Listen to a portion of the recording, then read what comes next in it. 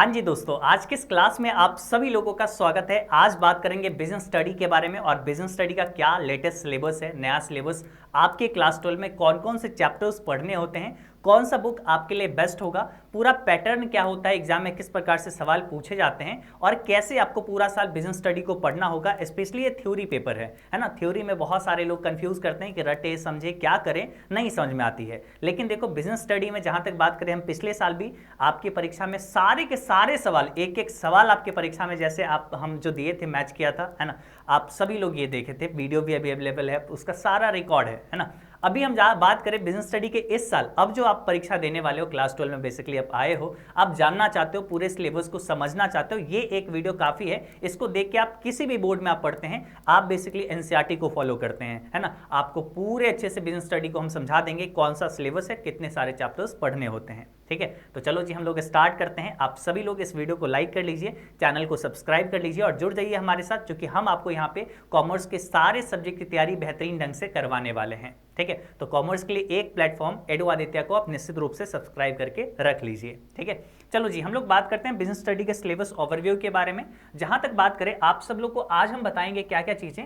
सबसे पहले तो आपको बताएंगे ऑल चैप्टर्स नेम, मतलब कौन कौन से चैप्टर्स पढ़ने होते हैं। मार्क्स वेटेज की बात करेंगे, कौन सा चैप्टर ज्यादा इंपॉर्टेंट हो सकती है, ठीक है। उसके बाद हम लोग देखेंगे बेस्ट बुक कौन सा होगा आपके बिजनेस स्टडी, आपके बोल सकते हैं, आप लोग बीएसटी भी बोलते हो इसको, है ना, शॉर्ट में मेरे बोल सकते हैं, एकदम जो बहुत ज़्यादा शब्द नहीं बोलना चाहते हैं ना, तो बीएसटी बोल लेते हैं। तो बीएसटी भी हम लोग शॉर्ट में कहते हैं। मेरे मुंह से भी आप बहुत बार बीएसटी सुनोगे। बीएसटी का मतलब कंफ्यूज नहीं करना, बिजनेस स्टडी ही होता है, ठीक है। पैटर्न थोड़ा बहुत हम लोग जानेंगे और what to do after the syllabus, मतलब पूरा सिलेबस जब आप लोग एक बार खत्म कर लोगे और अपनी एग्जाम को और अच्छा तैयारी करने के लिए आपको सिलेबस खत्म होने के बाद आपको क्या करना है, ताकि आप अपने बोर्ड्स में अच्छा कर पाओ, ठीक है। सब कुछ बात करेंगे, ठीक है।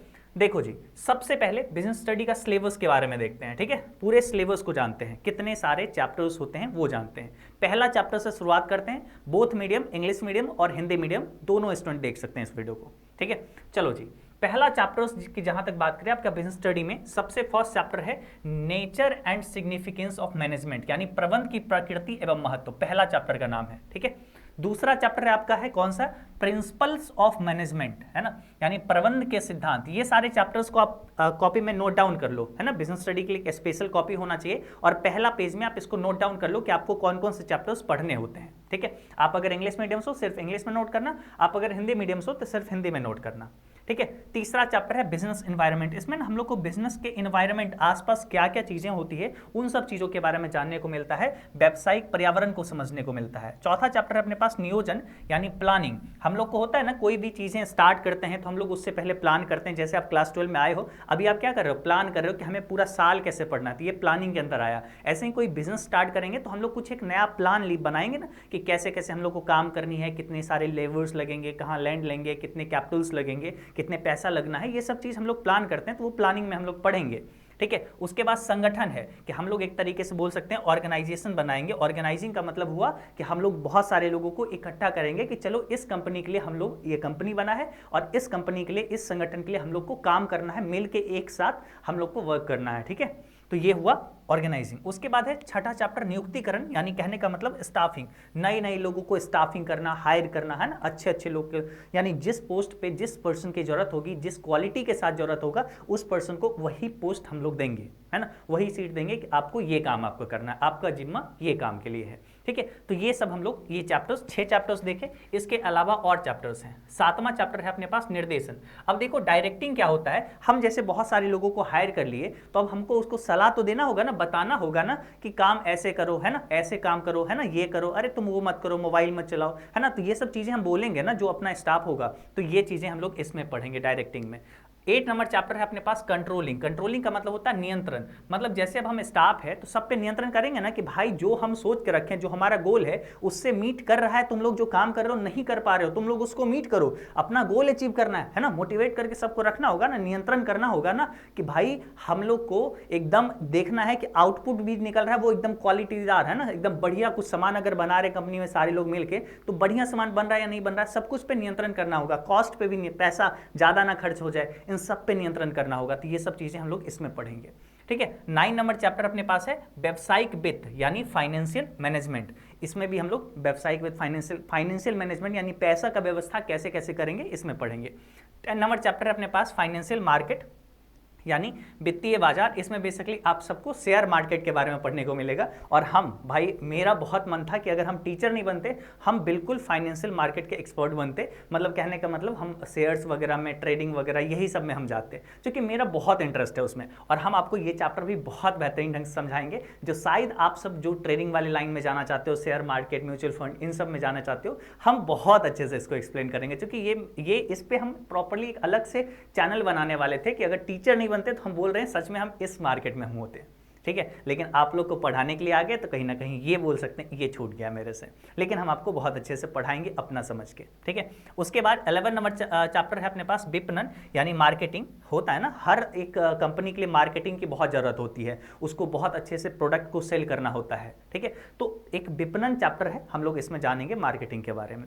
उसके बाद 12 नंबर एंड लास्ट चैप्टर है उपभोक्ता संरक्षण यानी कंज्यूमर प्रोटेक्शन, है ना। जो कंज्यूमर्स होते हैं उसको प्रोटेक्ट करके रखना भी तो काम है गवर्नमेंट का, कि भैया कस्टमर को कोई चीट ना कर ले। ये सामान हो सकता है, ये जो जैसे है 5000 का पेन, है ना, सही बात बोल रहे हैं, ये जिस कंपनी का है, ये पेन कम में भी आता है, लेकिन ये जिस कंपनी का है, ये पेन का कीमत है 5000, 5000 रियली में, है ना। लेकिन अगर मान लो कोई इसको 9000 में बेच रहा है, तो भाई इसको कोई कंप्लेन करने वाला होगा ना कि 9000 में क्यों बेच रहा है, इसका कीमत उतना नहीं है, ठीक है। या फिर इसका क्वालिटी खराब दे दिया, तो किसको हम कंप्लेन करेंगे। तो इसके लिए होता है ना, तो इसके लिए फॉर्म आता है ना। तो वो सब चीज़ों को हम लोग इसमें पढ़ेंगे, है ना। डिस्ट्रिक्ट लेवल पे, स्टेट लेवल पे, कंट्री लेवल पे कौन कौन से मतलब यहाँ पे टीयर बना हुआ, उन सब के बारे में हम लोग जानेंगे, ठीक है। तो आप क्या जाने कि बिजनेस स्टडी में कुल मिला के आपको 12 चैप्टर हैं, 12 चैप्टर्स जो आप सबको पढ़ने हैं। लेकिन हम इसके अलावा कुछ कुछ और जानकारी देते हैं। यानी आप सबको हम एक चीज़ बताएं कि बाबू अगर आपको बिजनेस स्टडी, ठीक है, बिजनेस स्टडी के क्लास 12 में आप हैं, ठीक है,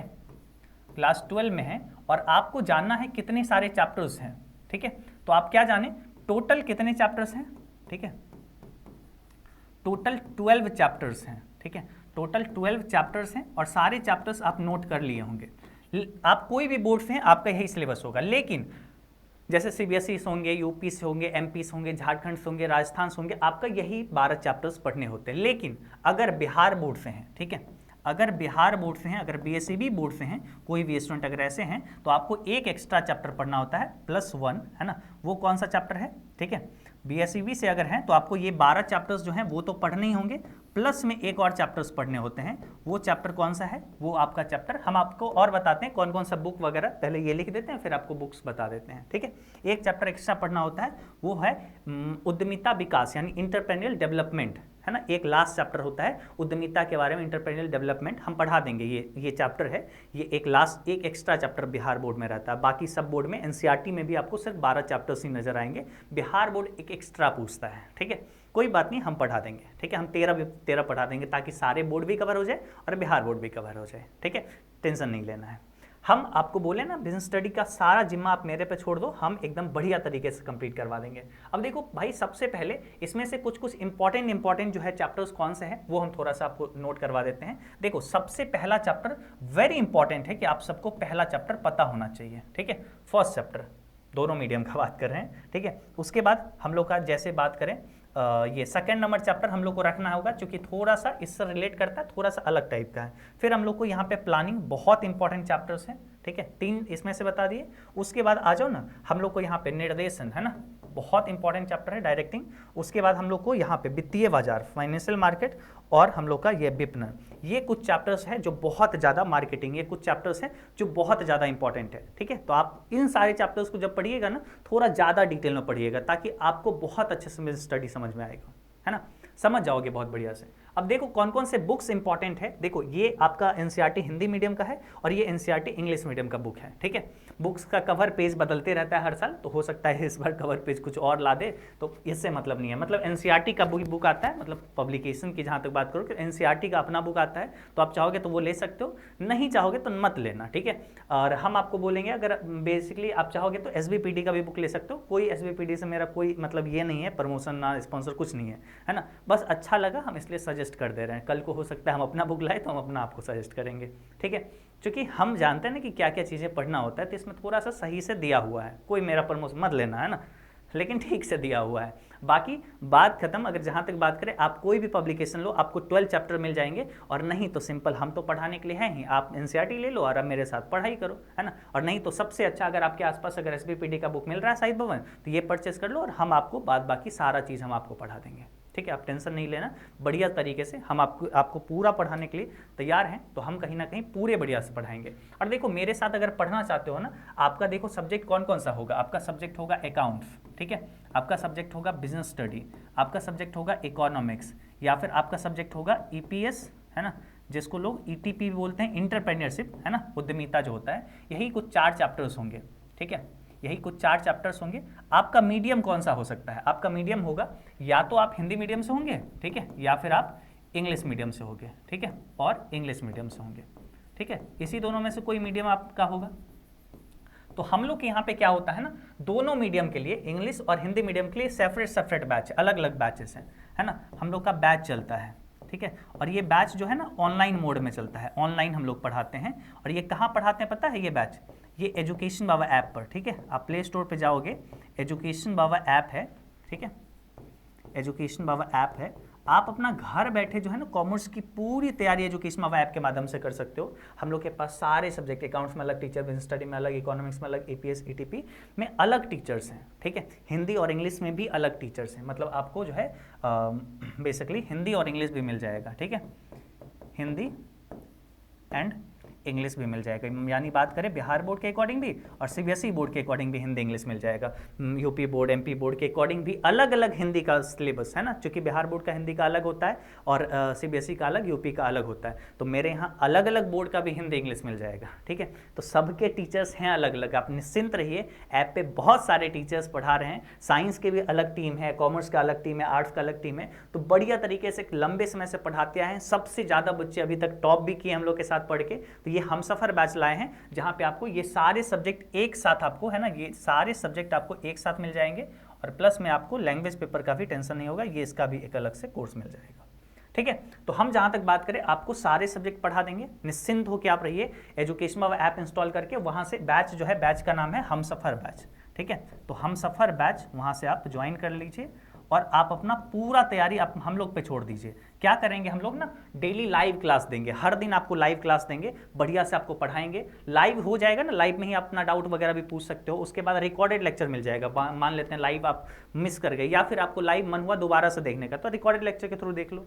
पीडीएफ नोट्स दे देंगे हर चैप्टर पढ़ाने के बाद। जब चैप्टर पूरे अच्छे से लाइन बाय लाइन पढ़ा देंगे, उसके सारे जो है ना पीडीएफ नोट्स हम आपको दे देंगे, ठीक है। सेपरेट टीचर्स होंगे, ठीक है, मतलब हर सब्जेक्ट में अलग अलग टीचर्स होंगे, ताकि बढ़िया क्वालिटी मिल सके। टेस्ट सीरीज होगा ताकि ऑब्जेक्टिव वगैरह की तैयारी, एमसीक्यू टाइप क्वेश्चंस की तैयारी अच्छा हो पाए।